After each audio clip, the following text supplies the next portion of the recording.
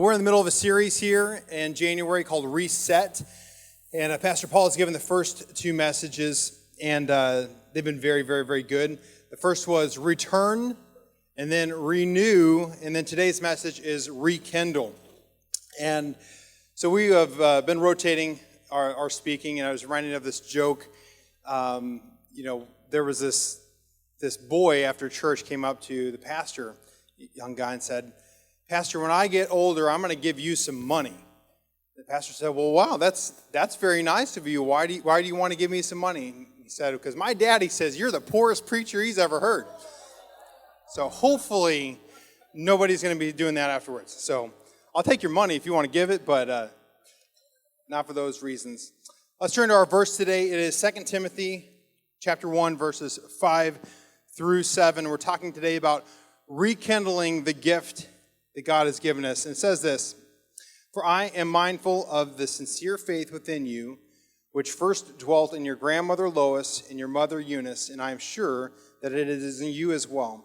For this reason, I remind you to kindle afresh the gift of God that is in you through the laying on of hands. For God has not given us a spirit of timidity, but of power and of love and of a sound mind." We're going to come back to this verse. There's 3 points I want to gather out of this. But to give a little bit of background on what's happening here, this is the book of 2 Timothy. And this was a letter that the Apostle Paul wrote to Timothy. And this was actually his last letter he ever wrote, probably. So this is kind of a unique letter in the fact that it's kind of like his last will and testament, his last word to the church, and specifically this pastor, Timothy. Now, Timothy this is the same person that Paul told, don't be looked down on because of your youth. Don't be discouraged because of your youth. He was a younger guy. He was probably in his teens when Paul first came through his town. And this was the same town that Paul would have been stoned at and perhaps raised from the dead. And Timothy, as a teenager, would have seen these things, would have seen people been healed through the ministry of Paul. So in Paul's first missionary journey, he comes through Timothy's town, and we know that Timothy's mother and grandmother were Jewish, but his father was a Roman. We don't really know much about his father, so he's kind of like a half-breed type person. He's half Jewish, half Roman, and Paul really connects with him. His ministry with him. I'm going to switch to that other mic, because this one, we got mic troubles up in this place, but it's all good. Juliet, do you have that mic somewhere? I'm going to play that Jeopardy music, the do-do-do-do. So Paul's ministry, he was going on missionary journeys. He was going into different places throughout there we go. This is Juliet's mic. Check 1, 2. All right, there we go. I'm booming now. Paul's going through different parts of the world, going from city to city, preaching the gospel. So his second time coming through Timothy's hometown, Timothy's a couple years older here, and Paul invites him to travel with him. So Paul says, "Hey, Timothy, I'm going on the road. I see something in you. Why don't you come with me?" So for the next 13 years of Timothy's life, he's traveling around with perhaps one of the greatest men to ever live on this planet. So he's had an extraordinary life. I couldn't imagine the things that he has seen, the miracles that have happened, the testimonies, the hard times going into prison, getting shipwrecked, all the different things that would have happened in this time. But he is excited to be a part of Paul's ministry. And at one point, Paul and some elders laid hands on Timothy and released him into his own ministry. They went into Ephesus, and there was some heresy being preached in Ephesus. Some people were saying that Jesus wasn't really God and man. He couldn't be both. He was just one. And so they're traveling through there, and Paul's like, you know what, we need someone to stay here to kind of pastor these people and to kind of squash this false teaching happening. And he says, "Timothy, I want you to stay here." So imagine this. Timothy has been having an exciting 13 years, traveling, going around the world, and then all of a sudden his mentor and leader and his overseer says, "I want you to stay here in this town and pastor this town." So and then he leaves. As a matter of fact, he leaves, and Timothy's in tears. I didn't read it, but in verse 4 it says, remember, I left you, and you were in tears when I left. And so Timothy's taking this hard. This is not an easy transition for him. How many of you guys have ever been in a transition that wasn't easy? So we can all relate to exactly what's happening in Timothy here. Now, so Timothy's in Ephesus. He's pastoring, and Paul has been arrested, and he is on death row. And Paul's been arrested before, but you can get the sense in this letter, he realizes this is probably the end. This is the last go around here. So he's reaching out to Timothy, and at the end of the letter he says, Timothy, I want you, if you can, to come back, and I want to see you one more time. And he's giving him some direction. So this is his last words to Timothy. And so Timothy's in this place where it's almost like he's doing ministry by rote. He's just kind of, all right, we're doing this, and it's just in the cycle, but he doesn't have this burning desire like he used to. And Paul encourages Timothy in this in 3 different ways. And I remember, when we first moved to Cyprus, Samantha and I, there she is, wave Samantha, say hi. She hates that, that's why I do it. So Samantha and I, we moved here, we followed Pastor Paul and Delia, our parents. They said, hey, would you like to come to Cyprus and plant a church with us? We don't know anybody, but it'll be great. So we said, sure. So Sam and I moved here. We were 25 and 24, and we didn't know anybody. And we had just left this, basically a really great group of friends, like a group of really solid friends. All of us, she had her friends, I had my friends. It was like kind of the perfect situation. And then we moved here, and it was great, but we didn't know anybody. And it was kind of a struggle. We're pastoring this church. We're doing everything there is to do because there's 4 people in the church. And so if we want to get done, we got to do it. And there was just this sense of loss. It's a new season in our life, but we're not where we're at now, where the church is going well. We've got 2 kids and we've got friends. We're in this drought season happening. How many of you guys have ever been in a drought season? Well, this message is for you. Very, very good. Thank you, Paul. So Paul encourages Timothy in 3 different ways. The first thing that he does is he reminds Timothy of his legacy. And it says this in verse 5, for I am mindful of the sincere faith within you, which first dwelt in your grandmother, Lois, and your mother, Eunice, and I'm sure that it dwells in you too. He's saying, listen, he's reminding Timothy of what's been laid before him. You're not in this alone. This isn't something, you weren't just dropped off in Ephesus. There was a plan in place, and you've been trained for this. And he's wanting him to realize that the best is not back then, the best is to come. So he reminds him of the beginning. And I almost get the impression that he's saying, Timothy, do you remember when you were living with your mom and your grandma and I came into town? Do you remember how excited you were? Do you remember when I came back and said, hey, come with me? That fire that burned in you, I remember seeing it in you. I want you to remember that. And he says it even in the next verse. He says, for this reason I remind you. So he's wanting him to remember back to that. Remember back to that time. And I do this oftentimes in my life where I'll kind of go through a phase and I'll think back on all the things that God has done. I'll think back on the goodness that has happened. I think back on the people that I know and all the encouragement that's happened in my life. And I think back a lot of times to the very beginning. I'll think back to when I was 12 or 13 years old and God really captured my heart. And I gave my life, not just said a prayer, but I gave my life to Christ. I go, you know what? I need that back again. I need that back again. I need to rekindle that in my life. There's a verse in Haggai 2:9. It says this, the glory of this present house will be greater than the glory of the future house, says the Lord Almighty. And in this place I will grant peace, declares the Lord Almighty. So what's happening in this verse, just to give a quick overview, the Jewish people had been exiled into Babylon. The Babylonians totally destroyed their temple, and they get to move back, and they start building the foundation, and then basically a new emperor comes on, and they don't do anything. They got the foundation laid, and they don't do anything else. And a whole 66 years goes by since the temple has been around. It's like a whole generation. People never have any idea what life is like with the temple. And this guy Haggai is encouraging. He's basically saying, hey guys, we have to build the temple again and reestablish what we're supposed to do. And so he basically, in a way, he's saying this is not the end here. The better is going to happen. And so he says the glory of this house, this new thing, will be greater than the glory of the former house. He's speaking to the Jewish people on that, but we can apply that into our lives as well. We can sometimes get in this place where we feel like that our current situation, we are just kind of going downhill from here. We're just kind of coasting to a stop, but that's not really the way the kingdom of God works. God always has a plan for us. Sometimes we mess up, and he still has a plan for us.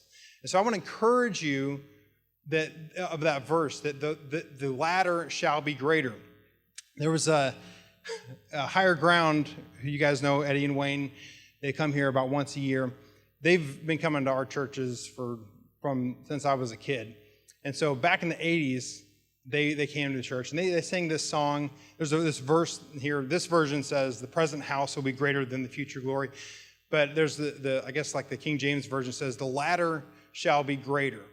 And so the latter shall be greater. And they sang this song, the latter shall be greater. The latter shall be greater. And it was all great, and everybody's lifting up their hands. And it was just, the presence of God is great. And I'm a kid, and I'm thinking, what does this mean? The latter, I'm thinking ladder shall be greater. I'm thinking, okay, maybe we're kind of going up to God, but it's going to be a bigger ladder, and it's going to be a greater ladder than before. What happened to the old ladder? What's happening here? But the latter shall be greater. And I think that is really what's happening right now. When I was preparing this message, that verse came to my remembrance, and I got goosebumps. So this is for somebody here, because right now you're maybe in a position where you're thinking the end has happened. But let me just tell you right now, the latter shall be greater than the former. The future glory will be greater than the previous glory. I don't know who that's for, but it may be for all of us. I remember I'm so thankful that Pastor Paul and Pastor Delia, my parents, grasped this concept. And there's been times where my dad will talk about when he was in his 20s and decided to get out of an organization that he was in, and he confided in somebody, and he was saying, it's not a healthy place for me. And the person that was kind of somewhat of a mentor to him said, you do what you need to do, but I've already given my life for this. I almost kind of want to do what you're doing, but I can't do. I've already given my life to this. That person was 50. And Pastor Paul moved here when he was 55. I'm so glad that he said, you know what? The latter is going to be greater than the former. I'm so glad that it was in their heart to come here to a city they don't know to plant a church because of the calling of God. They could have coasted through. They could have coasted through in Nashville. Big church, lots of people, a ton of people love them. I'm so thankful. And I just want to encourage you, you may be in that situation too, where you're at that point where you want to give up, but don't give up. And it's the next point here that he says to rekindle the gift of God. Now, we don't know exactly what the gift of God is that he was talking about. We don't know if it was a gift of the Holy Spirit. I have the inkling that it was more of a leadership gift. They prayed for him. They sent him to Ephesus, and they imparted this gifting in him through the laying on of hands. That's what he's talking about. Regardless, the point is, he's saying, I'm affirming the gift that you have. God never calls us to something that he's not equipping us for. So if God says, I want you to step out and do this, he's either given you the gift, he's equipped you with what you need, or it's going to be there when you get there. So number one, he's reminding him of the past. And he's saying, but there's a future here, and you need to rekindle that. You need to rekindle that fire inside of you. And fire is an interesting element. And I love fire. It's one of those things when I was growing up, we loved fire. One time, I'm just weird. I remember being in the bathroom and like playing with a candle. And like one time, my brother did this. I was so thankful that it wasn't me. And he was playing with the candle and left it on the bathroom counter next to some toilet paper. And we came back from, was it church? I think we came back from church. Came back from something, and like could have had a whole place could have burnt down. The whole bathroom was full of black soot. It was not good whatsoever. And we lived in this house that was, some of you that are probably past the age of maybe 55 would know. Marlon Perkins, he was kind of like an outdoor wildlife guy. We lived in his old house in St. Louis, Missouri. And this was like the coolest house for a kid to live in because it was like huge. If you guys remember the movie Money Pit, like it was like that. Okay, so it was like this great big house, but it was also a money pit. And it was on a bunch of woods, which is what people from the Midwest call the forest. And so they had the woods out there, and so I would just go exploring. And I'd be like, I think I was 9 and 10 years old when we lived there. And I'd go out in the woods and just explore and find things. And I had a machete, and I'd chop down trees and do all this stuff. So I go up upon this tree house that's been built in these 2 trees and these like 2 other pillars. Someone had built it like 20 years prior, okay? And it was probably, I don't know, 10, to me it seemed huge, maybe 10 feet up in the ground, up in the air, this tree house. My dad built a ladder for it up there, and I loved going to that tree house. It was really cool. Well, one Sunday after church, 2 of the kids from church came over to my house, and my parents did what they do a lot of times, is just take a nap in the afternoon after church.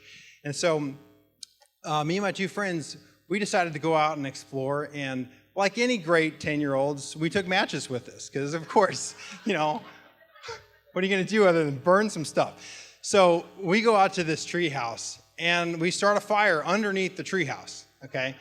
And we're like, all right, this is cool. We're burning some leaves, and in the fall, leaves are awesome to burn. It's like gasoline. You just throw some leaves on, and it just getting bigger and bigger. So we were just taking just armfuls of leaves and throwing it on this fire. It was huge. I'm like huge fire, as big as I've ever built almost. And then we realized, all right, we probably ought to put this, take care of this and, stomp it out. So, we kind of let it burn out a little bit and, kick some dust on it. And we decided that, the best way to put out a fire was this piece of plywood. We'll just put this plywood on top and we're in good shape.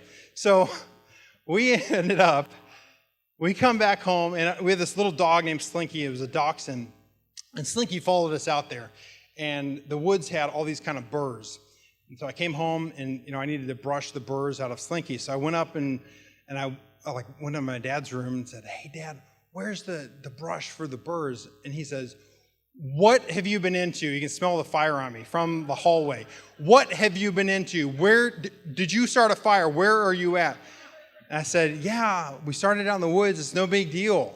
It's no big deal." So he's like, "Oh, yes, it is." So he goes out there with us, and sure enough, it had lit back on fire. So it was a blaze. And I forgot to say, when we were out there, this lady, this house that was like acres away, she comes out there yelling at us. She's like, "You boys, you put that fire out." That's why we left in the first place. Well, she called the fire department. So they said, "Yeah, I think they live in that house over there on North Outer 40. So the fire department came, and I wasn't even there. He just said, "Go to your room," and that's it. So we were up in the room, me and my 2 friends, and my mom was like, "I'm going to bring up some food for you guys." And I was like, talk about the Last Supper, because it's about to go down. But we put that fire out, I promise you, but it wasn't out. There was an ember burning in that. And there was the capacity of a huge fire from that fire that I thought was out. And so you may be in that same position where you're like, "You know what? I don't have that burning anymore. When I came to Christ, I just felt this energy, this desire to reach people or to do whatever God's called you to do, but that's died out. It's gone." Let me just say that ember is not died out. The Greek word that he used there, another translation says, "stir up the gift within you." And it's talking about poking the fire. For any of you guys that have camped, when we go camping, we get all these fire sticks, and we'll start picking them up. And every now and then, you'll pick up a stick and you go, this is the perfect poking stick. So you like set that one aside. You're like, not burning that. Someone throws it on the fire. You're like, you burned the poking stick. That poking stick is what burns up. You can have a fire that's Jason's shaking his head back there because we go camping together. You can just start poking that fire, and then how does it happen? It just comes aflame. So he's encouraging Timothy to rekindle that fire by stirring up, by poking that gift, rekindling that gift in him. And finally, he says this. He says, for God has not given us a spirit of timidity, but of power and of love and of discipline. The third thing he does is he instructs Timothy with wisdom. So he doesn't just say, hey, stir it up and get going, but he gives him specific direction in his life. And three things that he says here. Another version says, for God has not given us a spirit of fear, but of power and of love and of a sound mind. Another translation interprets that word discipline as a sound judgment. So there's three things that he's saying. So he's saying, don't be fearful, don't be afraid. This isn't the end. You're about to start something. Something is rekindling in here. By the way, just to let you know, about from the time when this letter happened, it was like 30 years later before Timothy died. Sometimes we don't know what the record is, but sometimes I think, what like ground was plowed in the kingdom during those 30 years? That could have so easily just been, we're kind of doing this. I remember back in the day when me and Paul, we used to have it going on and it was awesome, and just looking back on what used to be, but he didn't do that. And he plowed on. He ended up being a martyr, standing up for the gospel. Amazing man. I'm so thankful that we have this record here of this letter, because this letter encourages me. This letter is something that lifts me up, and I think that it really should lift us all up. And I think even in the place that our church is at Christ Family Church, we've had great things happen, but this is the beginning of a new season. We're about to move into a building sometime this year. Things are going to change in great ways. We are going to see increase in ways we've never seen before. And I believe that Christ Family Church is called to be the light of Cypress, Texas. Not that we're better than any other church. I'm not saying that whatsoever, but I believe that God is calling us to represent him here. And so I see this happening, this flame that we are rekindling, this flame that we are stirring up, just starting to take something else and take more ground. And the cool thing about a fire, they say that a fire grows at 30 times its size per minute. So if you have one little flame, it'll grow 30 times that size in a minute. That's why a house fire can just like that, because you times 30, then you times that by 30 in 2 minutes. Somebody tell me what that is. That's a lot of 30s. That's a lot of timesing. So he says these three things here. He says to not be timid, don't have fear, but power and of love and of discipline. This is just such practical, good leadership advice whenever you're leading. And all of us are leaders in something, leaders in our families, leaders within our friends, leaders in the church. And this is great advice here. There's three things: power, love, and discipline. If we're just powerful, then we're out of balance in that. And we probably, you can think of people, leaders in your life, whether it be a teacher or maybe a boss, that's just powerful, but they don't have love, and they're not really thinking through, they don't have discipline, how out of balance that is. And the other thing is love. Love is really what we're called to. I think you could probably, there's power, love, and sound mind. You can put that one in the middle. That's like at the top there, is that we are called to love people. And that's what our church does, and that's what we do as individuals, is love people. And then the final thing is be of sound mind and to have clarity of thought. So we're not just pulling the trigger on anything, but we're conscious of what the Holy Spirit is saying. We're conscious of what God is doing. And so these three things, this power, love, and sound judgment, balance out exactly what we're called to do and how we're supposed to lead. So I want you guys to think about that. We're going to pray here in a minute. We're almost done. I want you guys to start thinking about what that gift is in you. Paul's talking about rekindling the gift. Every one of us has a gift. Every one of us are equipped to serve God. Every one of us have a place in the kingdom, and we want to stir that up right now.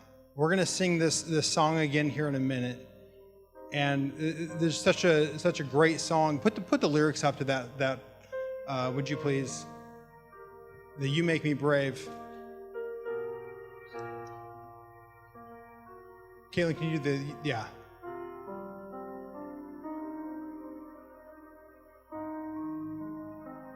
This right here, "You make me brave, you make me brave. No fear can hinder now the love that made a way." Go to the next part.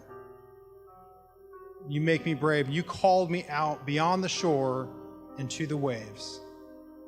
And that's such a great lyric, because that's what God is calling us to do, is to step out.